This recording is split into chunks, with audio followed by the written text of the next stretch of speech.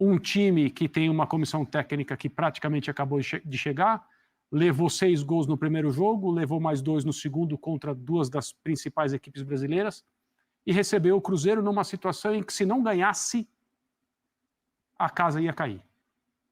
Não definitivamente, é óbvio, mas em relação ao ambiente, ao comportamento da torcida, as informações que a gente tem indicam que a coisa está feia nos arredores de São Januário e cada vez que isso acontece é muito ruim. Então, assim, falar sobre o jogo, concordo com você entre a diferença de tempos, o nível melhorou no segundo, mas... Principalmente pelo lado do Vasco, né? O Vasco criou mais. Mas pouco para o que o Cruzeiro tem apresentado e pouco para o que o Vasco precisa. O Vasco precisa de muito mais, mas muito mais mesmo. Eu acho que o jogo de fato foi muito ruim, para mim foi um dos piores jogos tecnicamente falando do campeonato até aqui.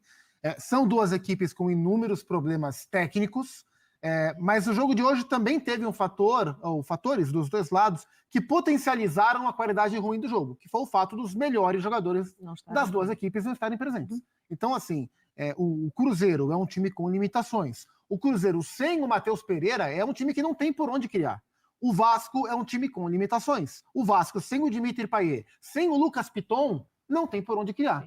E essas ausências... Não passou mal na chegada. Pois é, determinaram o que foi o jogo, né? Então, são equipes com dificuldades de criação. O Vasco, em especial, é um time com uma dificuldade de articulação gritante, né? Quando o Payet não joga, o que o Vasco tem? Bola longa para o Verratti. Sem o Piton, que é um cara que trabalha muito bem essa bola cruzada, sobra muito pouco. E o Cruzeiro depende do Matheus Pereira quase que exclusivamente para articular. Tanto é que sem o Matheus Pereira, quem entrou... não foi o Matheus Vital, que já não está à disposição, o Barreal, que também... Foi o Ramiro. Então você não só diminui qualidade, como muda drasticamente características. O Cruzeiro, diferentemente do Vasco, porque o Álvaro Pacheco acabou de chegar, o Cruzeiro nas mãos do Fernando Seabra é um time organizado. Sim. O Seabra organizou o Cruzeiro. Mas o time sofre com limitações técnicas e existe a compreensão sobre esse limite. E, paralelamente, como citou o André, por parte do torcedor, já há uma ansiedade pelo novo Cruzeiro, né? Abertura de janela, o Cássio já chegou, o Caio Jorge vai chegar, o Lautaro Dias vai chegar, o Dudu a gente não sabe, mas se não vier o Dudu, talvez venha outro. Então, o torcedor está ansioso pelo novo Cruzeiro que está para chegar. Faltam poucas semanas para o novo Cruzeiro começar a aparecer. Enquanto isso, o velho Cruzeiro, o Cruzeiro das limitações, consegue construir, por enquanto, um campeonato melhor do que o esperado, mas hoje sangrou. Hoje os olhos curioso, sangraram, né? Porque o jogo foi, de fato, muito ruim. O velho Cruzeiro que você fala está a 5 pontos do líder. Pois é. Esse velho Cruzeiro sem ainda esse festival de contratações é o que o Vasco estaria... Por motivos óbvios, pelo mercado que o Cruzeiro está fazendo, vai fazer, venha Dudu, não venha Dudu, a gente sabe que vai ser um Cruzeiro muito mais forte para a segunda parte do campeonato. O Vasco teria, teoricamente, o olhar de que, esse é o terceiro jogo sob comando do seu treinador. No primeiro tomou 30 bolas no gol, foram 30 finalizações do Flamengo. No segundo foram 25 finalizações, 26 finalizações do Palmeiras. Agora foram 8 do Cruzeiro. Mas aí você se pergunta, o quanto da diferença do que melhorou esses jogos tem a ver com os adversários. Exato. Porque, claro, quando a gente fala de Flamengo e Palmeiras, a gente está falando dos dois clubes mais vencedores dos últimos tempos. O Cruzeiro hoje não tem condição de produzir o que produzem tanto o Flamengo como o Palmeiras. Então, não sei o quanto dessa suposta evolução, que é uma palavra que a gente usa muito para... O Álvaro Pacheco usou essa palavra no jogo depois do Palmeiras. Ele falou, eu vi evolução de um jogo para o outro. Eu acho que tudo bem ele dizer que houve evolução, porque quando você começa tomando de 6-1, para evoluir, você precisa de muito pouco. Então está evoluindo. E ele evoluiu. Hoje ele teve mais finalização que o adversário. Teve mais finalização. Não perdeu. Sofreu 8 finalizações e não 30. Então, assim, claro que houve evolução no que foi o jogo. Agora, a gente precisa avaliar o quanto dessa evolução se deve à diferença da qualidade do adversário, porque é muito diferente pegar o Cruzeiro hoje de pegar Flamengo ou Palmeiras. O curioso, Dani, é o seguinte, que para muitas equipes, quase todas, né? Assim, Flamengo não, mas até o Palmeiras está nessa.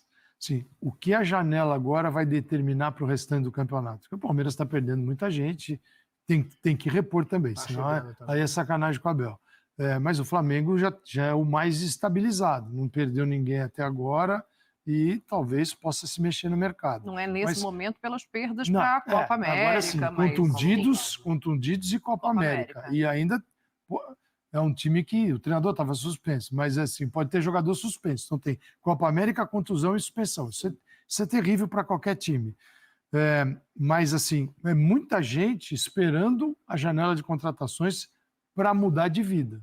Então, o Vasco, o que nós podemos dizer a respeito disso no Vasco nesse momento? Tem essa expectativa do Felipe Coutinho, mas quem é que sabe, né? Mas assim, a situação institucional, ela não é bem definida. Pedrinho de um lado, a situação institucional não te permite não te permite perspectivas de contratação, falar, vamos lá. grandes mudanças. É difícil, é muito difícil, porque uma coisa é aquilo que o Vasco pode fazer no mercado, a outra são jogadores que estão aí disponíveis e numa situação de escolha, de poder escolher. Às vezes você olha para o clube e fala, aqui tá pesado, que não tá legal, e tem outro que tá mais maneiro. Aí o jogador faz essa escolha. Então, o Vasco está numa situação bem delicada, porque o Cruzeiro, por exemplo, a tendência, pelo que a gente está vendo, pela fome do Cruzeiro no mercado, o Cruzeiro pode mudar de vida, pode mudar realmente de patamar. Outros vão nesse caminho. E aí o Vasco, onde é que se encontra, né, nessa situação em que... É que ninguém nem internamente é capaz de dar essa resposta nesse momento. Não tem. O Pedrinho está lá, Exatamente. está com uma liminar na mão, mas ele não sabe quanto tempo ele vai ficar, né? Acho que o André vai fazer uma colocação em relação a isso também. Não e é claro que isso atrapalha, porque a comissão técnica foi trazida pela SAF, pela SAF. 777. Ela mal começou a trabalhar. E hoje se vive essa situação de briga. Sim. É uma briga. O Conselho Deliberativo do Vasco aparentemente não fez a lição de casa que deveria fazer, porque a 777, ou seja, qual seja o nome, se meteu no futebol em diversos países e as coisas estão enroladas. Não tem um projeto em que esse pessoal esteja envolvido e que as coisas estão andando bem. E aí a gente lembra, né? Se você puxa o fio com mais capricho, você vai lembrar de diversas ocasiões. Mas logo depois do 6-1 para o Flamengo, não havia como não lembrar do dia em que um desses executivos falou, né, na véspera de um jogo contra o Flamengo, hoje é o último dia que o Vasco vai enfrentar o Flamengo com uma condição de desvantagem de orçamento e tal. Isso é uma coisa que alguém não pode falar em sã consciência, a não ser que essa pessoa esteja apenas pensando em se promover, jogar tudo que ela tem para a torcida, ser aplaudido por 2 ou 3 dias e depois tentar conviver com isso quando as coisas começarem a andar ladeira abaixo. E foi o que aconteceu. Mas essas frases, elas são esquecidas, elas se diluem e tudo mais. O elenco que o Vasco tem hoje, comparado com o do ano passado, que o Vasco escapou, mas foi por muito pouco. Sim. E tudo bem, o alarme soou bem forte quando tinha um turno para ser jogado. E eu lembro que a matemática era, olha o que o Vasco precisa melhorar em pontuação do primeiro para o segundo turno para ter chance de ficar. E o Vasco conseguiu ficar. Com uma comissão técnica que abraçou essa necessidade, essa obrigação, entre aspas, desde o início, jogadores contratados meio às pressas também se envolveram com a causa que era manter o Vasco na primeira divisão. E agora é uma situação bem diferente. Você percebe em vários jogos o time do Vasco demonstrando uma certa impotência técnica. Porque a instabilidade ela vem em todas as instâncias. De todos né? os lados. Ela é uma instabilidade administrativa, porque você não sabe quem é que vai ser, porque a administração da SAF não inspira confiança, porque a impressão é que o Vasco pegou uma SAF que não se pode confiar. A administração do Pedrinho também não gera confiança, porque não se sabe até que ponto juridicamente ela vai se sustentar. A comissão técnica, que não é uma comissão técnica consolidada, ela era desconhecida do público brasileiro, ela acabou de chegar. O elenco tem uma série de limitações que o vascaíno, mais do que ninguém, sabe. O Dames hoje foi vaiado. Pois muito de fato não vem vaiado. jogando bem. Os primeiros jogos dele, quando chegou da Itália, foram bons. Depois ele caiu de produção. E a janela não se mostra tão convidativa. Tem o caso do Felipe Coutinho, que é mais uma oportunidade, um desejo dos jogadores. Por uma questão afetiva. Isso é muito problemático, né?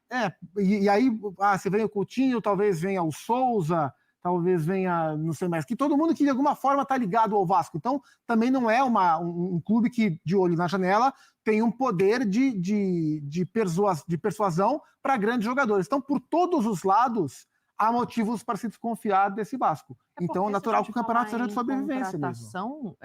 Não seriam duas, né, que resolveriam o problema do Vasco hoje. De forma alguma. Uma gama muito maior de contratações. Portanto, galera, esse foi o nosso vídeo relacionado a Vasco da Gama ter empatado o jogo agora há pouco em São Januário, que gerou um clima bastante complicado. Teve confusão na torcida, teve várias situações acontecendo e realmente o clima no Vasco vai de mal a pior. A situação no Vasco vai piorando, o Vasco tem a possibilidade de voltar para a zona de rebaixamento, né? E realmente é uma situação que os torcedores não querem ver novamente. Lembrando que tem algumas equipes, por exemplo, que estão com menos jogos, então por esse motivo podem passar a equipe do Vasco na tabela de classificação. Então o Vasco realmente está passando por um momento turbulento e a torcida corre realmente para fazer as cobranças para que não possa acontecer exatamente o que aconteceu no ano passado, beleza?